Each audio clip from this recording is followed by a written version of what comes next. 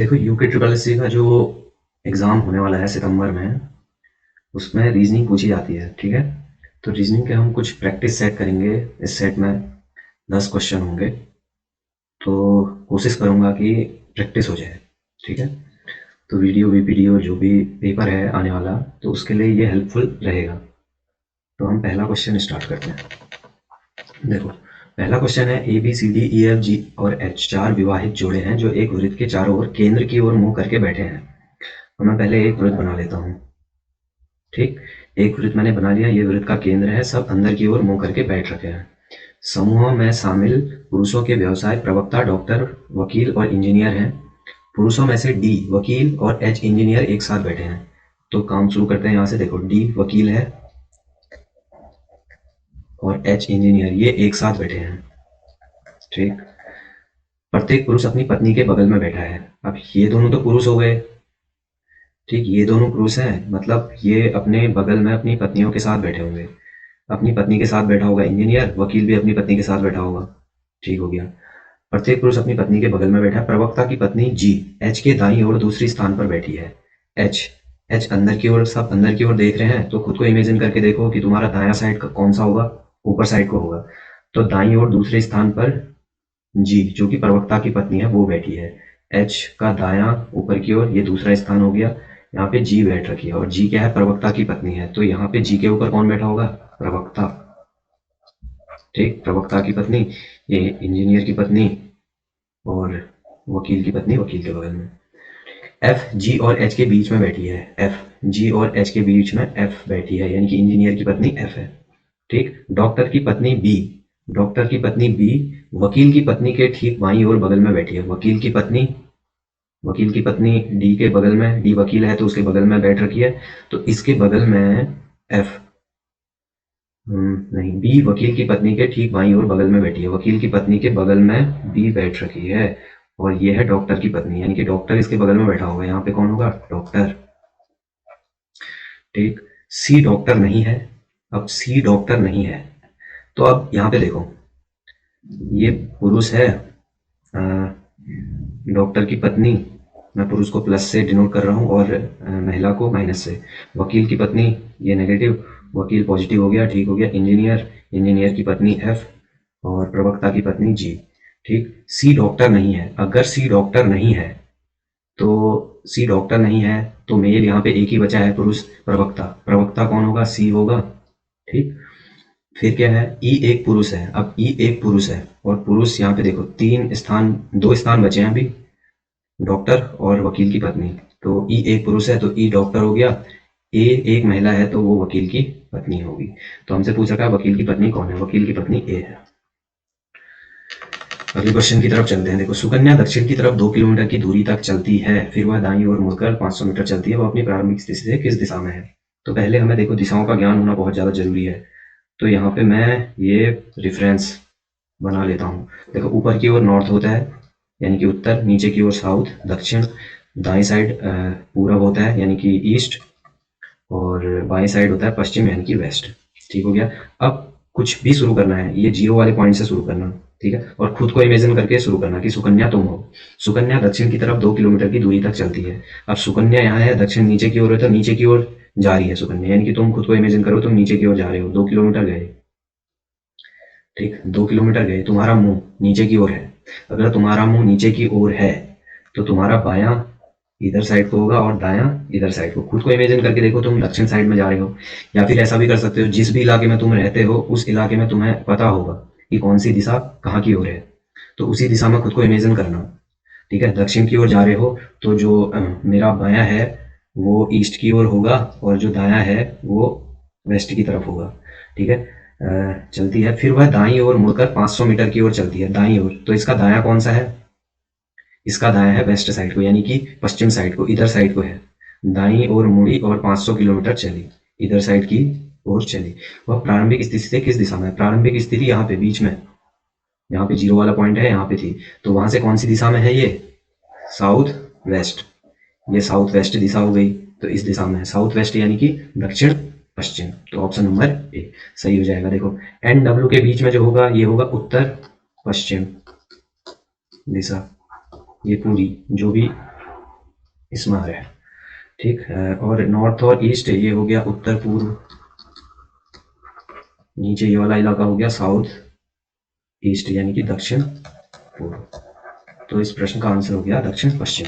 अगले क्वेश्चन की तरफ जाते हैं। देखो सीरीज का है, तो यहाँ पे देखना है कौन सी संख्या आएगी। अब 7 से 12 हो रखा है, फिर 12 से 19 हो रखा है। मैं देख रहा हूँ कि जो 12 आया वो 7 में 5 को प्लस करके आ रखा है, और 12 से 19 प्लस 7 करके आ रखा है, ठीक है। तो अगला यहाँ पे क्या होगा, 19 में क्या जोड़ा होगा हमने, देखो 5 से 7 हुआ यानी कि 2 जोड़ रखा है, तो 7 से आगे भी 2 ही जुड़ा होगा यानी कि 9 मान के चलो। तो 19 में 9 जोड़ोगे तो कितना आएगा, 19 में 9 जोड़ोगे तो 28 आएगा। 19 प्लस 9 28, तो 28, और 28 के बाद यानी कि कितना जुड़ना चाहिए, देखो प्लस 5 हुआ, प्लस 7 हुआ, प्लस 9 हुआ, फिर प्लस 11 होगा, यानी कि 28 में 11 जोड़ोगे 39, सही है। तो इसका जो सही आंसर हो जाएगा वो हो जाएगा 28। अगला क्वेश्चन देखो, पी का अर्थ प्लस है, क्यू का अर्थ माइनस है, आर का अर्थ गुणा है और एस का अर्थ भाग है। तो इस व्यंजक का मान ज्ञात करना है हमने। देखो 2/3 है, ठीक। एस का मतलब क्या है, एस का मतलब है भाग, 2/3 भागा 1/3 क्यू, क्यू का अर्थ है माइनस, माइनस फिर 7 है, फिर आया पी, पी का अर्थ क्या है प्लस, फिर आया 7, और आर का अर्थ क्या है, आर का अर्थ है गुणा 5, लास्ट में 5 है ना। तो ये हो गया। अब देखो यहाँ पे करते हैं 2/3 भाग है, भाग को गुणा कर दो। भाग को अगर हम गुणा में बदलेंगे तो जो सामने वाली उसके बाद वाली भिन्न है वो उल्टी हो जाएगी, यानी 1/3 है तो 3/1 होना है, ठीक। और इसके बाद है -7 प्लस 7 इंटू 5। अब यहाँ पे देखो कंफ्यूज नहीं होना है, ये भी गुणा है, ये भी गुणा है, चलो ठीक हो गया, ये तो गुणा ही है। पहले गुणा वालों को देख लो, 3 से 3 कैंसिल हुआ तो 2 एकम, कितनी बार कैंसिल हुआ, एक बार, 2 एकम 2, -7 प्लस 7 पंजे 35। तो यहाँ पे देखो ये 35 प्लस का है, ये 2 प्लस का है, 37 -7 यानी कि 30, इसका सही आंसर आ जाएगा। तो इसका जो सही आंसर है वो हो जाएगा 30। अगले क्वेश्चन की तरफ जाते हैं। देखो जयंत की ओर इशारा करते हुए गीता ने कहा, वह राजवीर का इकलौता पुत्र है। जयंत की ओर इशारा करते हुए गीता ने कहा, जयंत को बता रही है वह राजवीर का इकलौता पुत्र है, यानी कि राजवीर हो गया राजवीर का इकलौता पुत्र। मैं जनरेशन के हिसाब से लिखूंगा, जो बड़ी जनरेशन होगी वो ऊपर, यानी कि दादा पिता वाली जनरेशन ऊपर साइड को आएगी, और जो भी आने वाली जनरेशन होगी वो नीचे की ओर आएगी, ठीक। तो राजवीर का इकलौता पुत्र है, तो राजवीर का इकलौता पुत्र जयंत है, जयंत है। प्लस क्यों लगा रहा हूं मैं, क्योंकि वो मेल है यानी कि पुरुष है, पुरुष है तो प्लस, और नेगेटिव में जहां पे लिखूंगा तो उसका मतलब हो जाएगा कि वो महिला है। तो वह राजवीर का इकलौता पुत्र है जिसकी 2 बहनें हैं। अब जयंत की 2 बहनें हैं, जयंत की 2 बहनें हैं, और सेम जनरेशन को मैं एक ही लाइन में लिखूंगा, एक सीरीज में लिखूंगा, ठीक। तो ये 2 बहनें हो गई, तो इनके लिए मैं माइनस कर लगा रहा हूँ। ध्रुव गीतम का भाई है। अब गीतम कौन है मुझे पता नहीं है, तो आगे बढ़ते हैं। राजवीर गीतम का दादा है, राजवीर गीतम का दादा है। अब ये दादा हो गया, दादा का बेटा हो गया ये, और इसका बेटा यानी कि गीतम,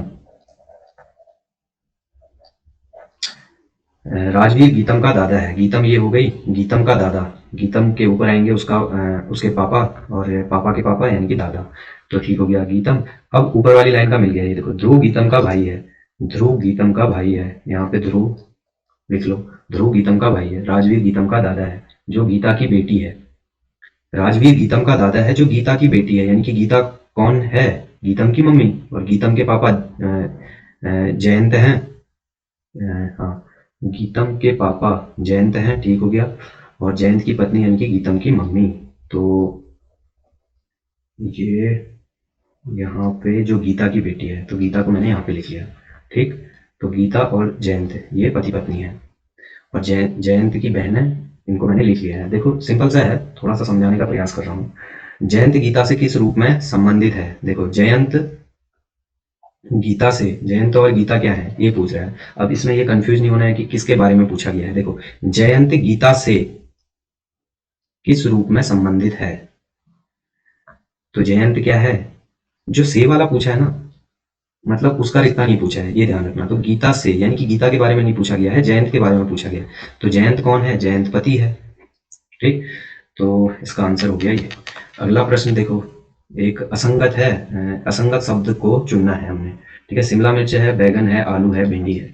अब इनमें जब तुम पहली बार देखोगे तो थोड़ा सा सोचने लग जाओगे, लेकिन थोड़ा सा सोचोगे तो आ जाएगा कि जो शिमला मिर्च होती है वो जमीन के ऊपर होती है, बैगन भी जमीन के ऊपर होता है, आलू जमीन के नीचे होता है और भिंडी भी जमीन के ऊपर होती है।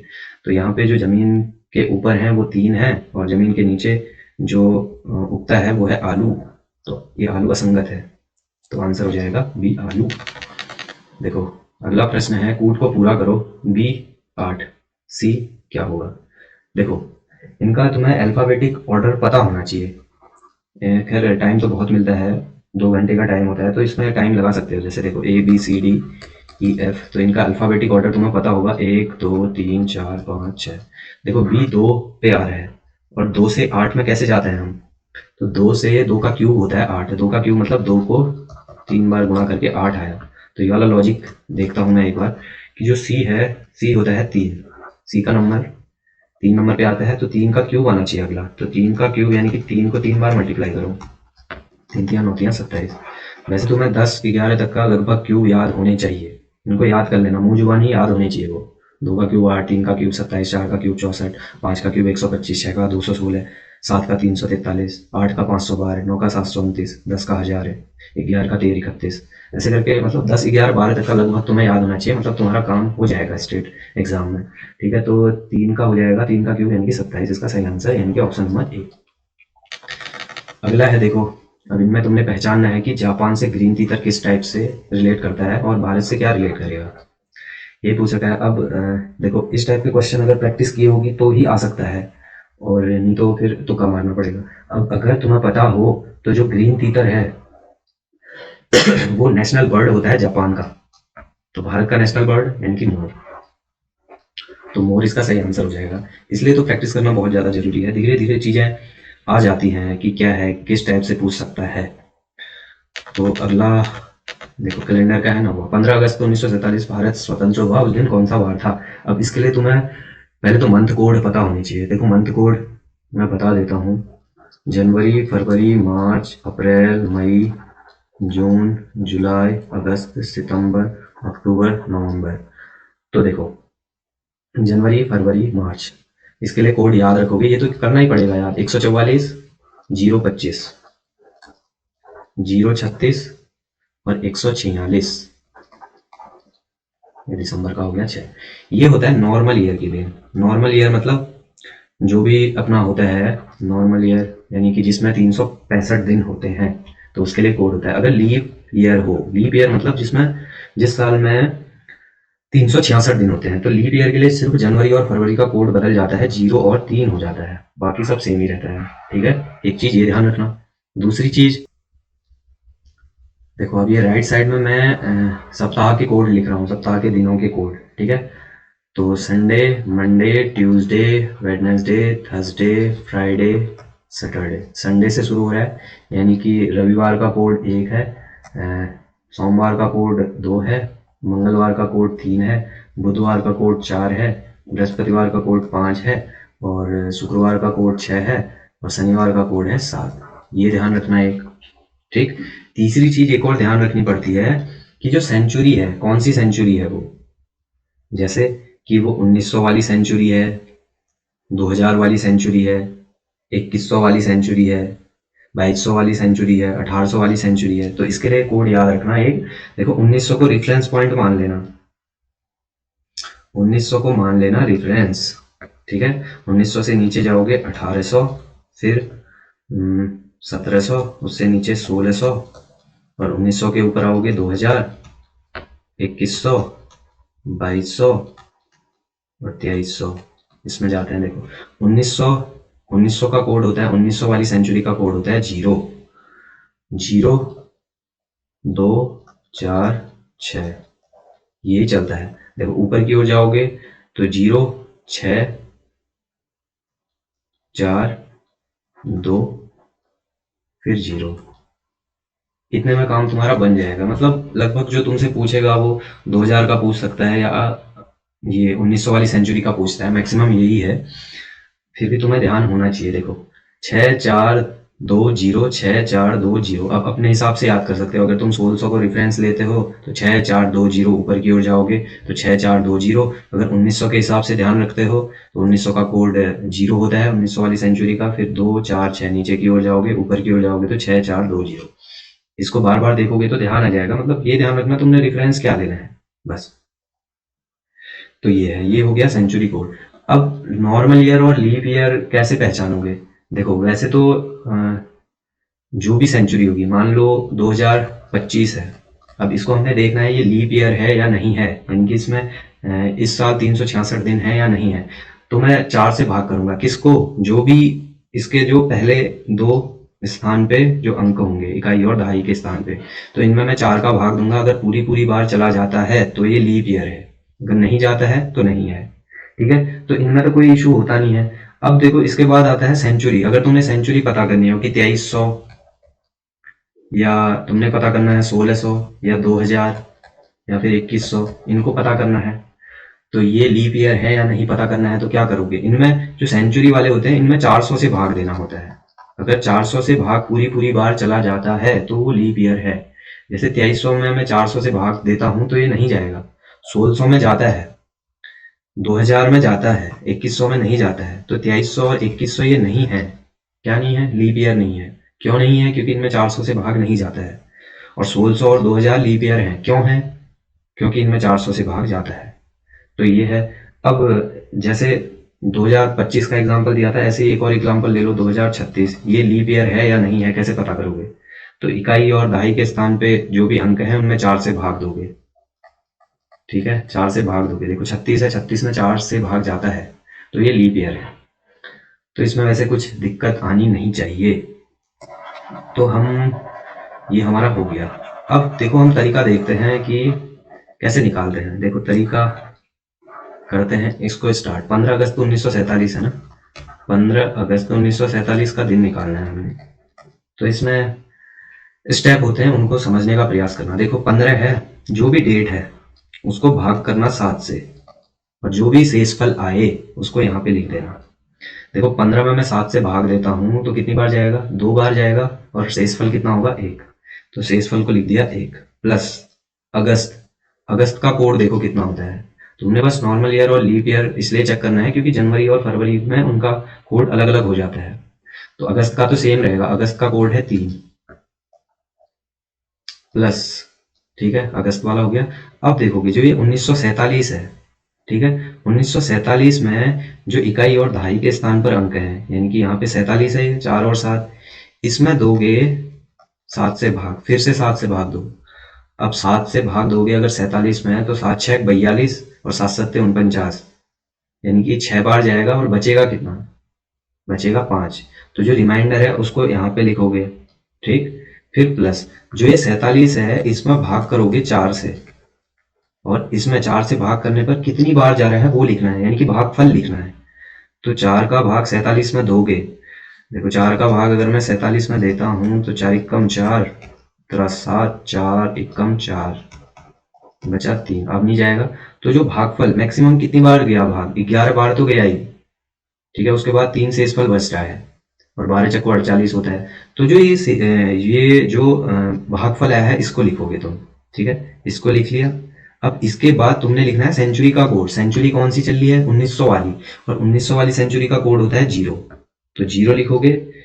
अब इसको डिवाइड करोगे 7 से, 7 से डिवाइड कर लो, करो सबको जोड़ो, 3 और 1 4, 5 4 9, 9 और 11 20।